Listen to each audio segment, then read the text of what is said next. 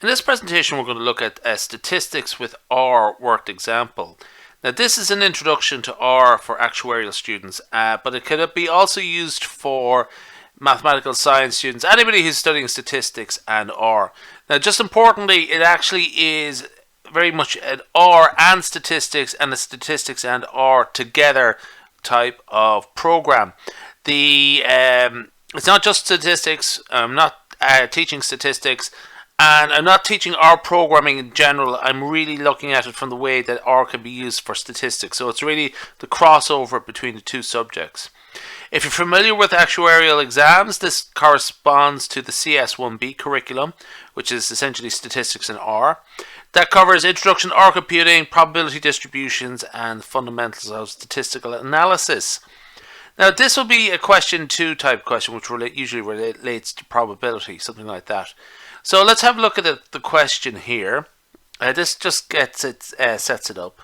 Now, this relates to Bayesian probability and Bayesian statistics, but really the fundamental points here are actually a bit more general than that, are fundamental. We're looking at just actually the relevant R commands and R functions that would help us, the knowledge that we have to build up in advance.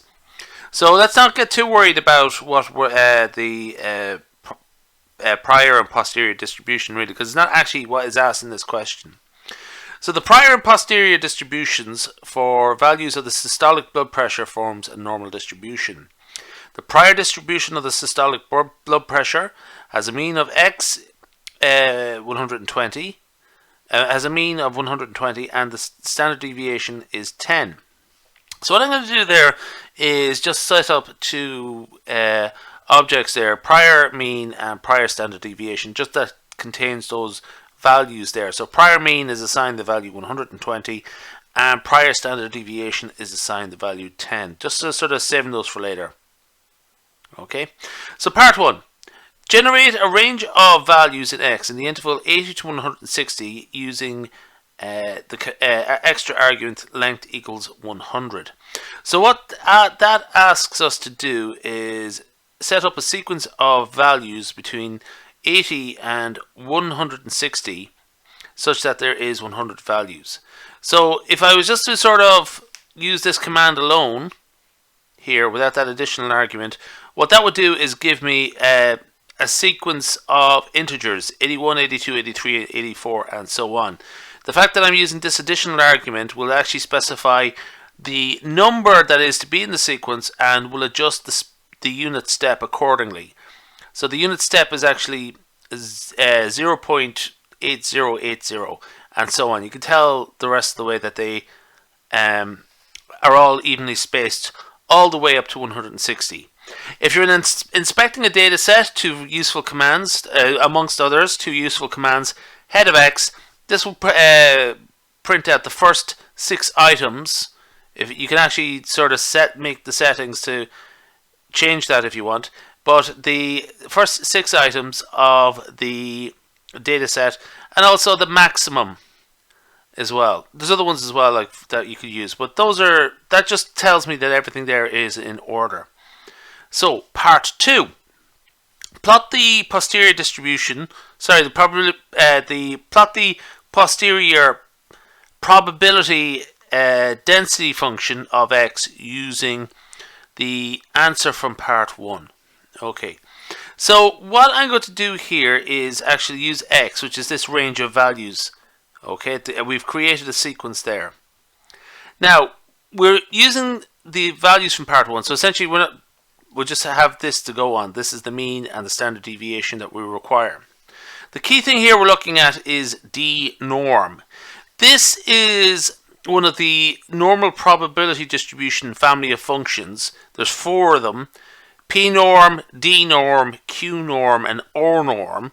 Okay, and they are essentially the core of what we're looking at here. Now, d norm is the likelihood function. It's the density function. So on a curve, essentially, this is the height of the x-axis. So y is essentially the points on the normal curve that we're about to draw. So that sets up a little. I'll just show you shortly. the corresponding density function values corresponding to each value of x. Okay, so essentially what we're doing is setting up a plot here. So I'm going to plot them. Plot x, y, just x and y, x-axis, y-axis, straightforward enough, straightforward scatter plot. Type equals L. Now L means line, so essentially they're going to be a line. It's going to be a line there. Okay, so that's what I get when I run that bit of code. Now, just for the sake of completion, you can actually sort of make additional arguments to the plot function to actually increase and enhance the quality of that, but they're not really asked. This is all we're really asked for. So just along the x-axis there, that we have 80 to 160. Okay, that's the range of values of x that we created, and along the y-axis is the likelihoods corresponding to each value of x. So it's a value there between 0.00 and 0.04. Okay, so the y value is essentially the height on the curve. Okay, now just remember we specified the mean there is 120 and the standard deviation there is prior standard deviation, which is 10, and they're contained there, prior mean and prior standard deviation.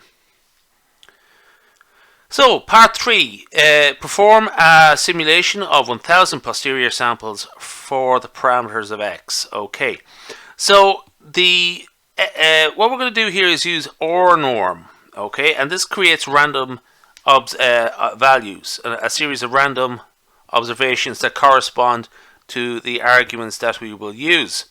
The arguments being the normal mean and the normal standard deviation. So we're using a very similar way.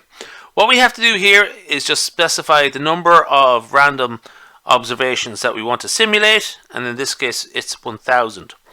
So this is 1000 normal observations from the distribution with a mean of 120 and a standard deviation of 10. Okay, prior mean, prior standard deviation.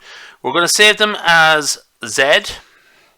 Okay, and let's just have a look at them there. There's just a few there just to sort of see what we've created.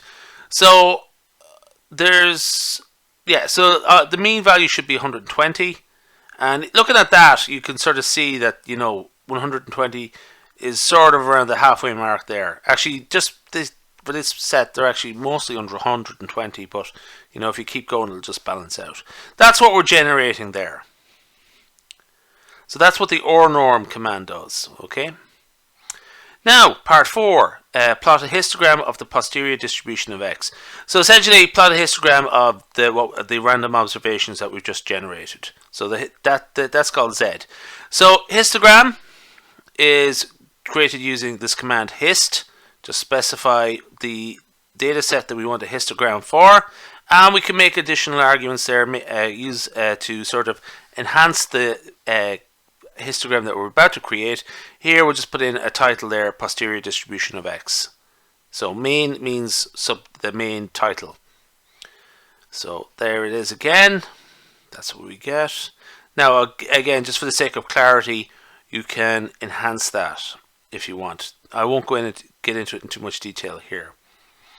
So yeah, now we're not really getting into the concepts really of Bayesian distributions here and probability distributions. We're just concentrating on the key functions there, histogram and d-norm and so on.